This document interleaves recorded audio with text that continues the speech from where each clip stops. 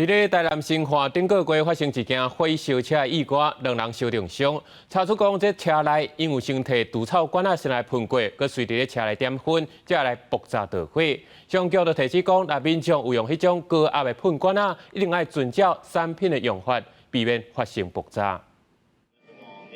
消防车到火烧车的现场，规台车是已经烧起来，佮无出乌乌的高烟。好在在车顶2个人是自行脱困，但是小工起用烧伤。顶个月底发生伫新化的火烧车意外，经过将近1个月的调查，是车内喷除草剂又佮点火引起。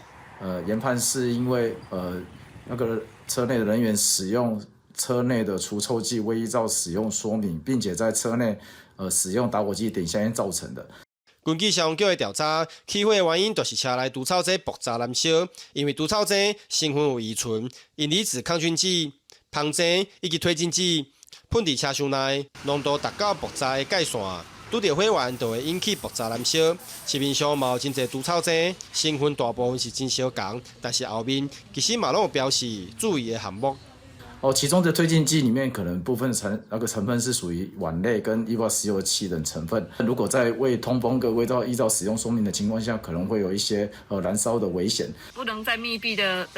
空间使用啊，切勿靠近高温跟火源啊。 什么太阳直射啊、火焰处啊，那个使用说明书要看一下。消防局是提醒，使用烧工的相关产品，都一定要详细看使用说明，确实安全操作使用，并且伫车厢内喷，关起来一段时间了后，都一定要完全拍开车门、车窗通风，和高度降低，避免意外来发生。记者王正云报道。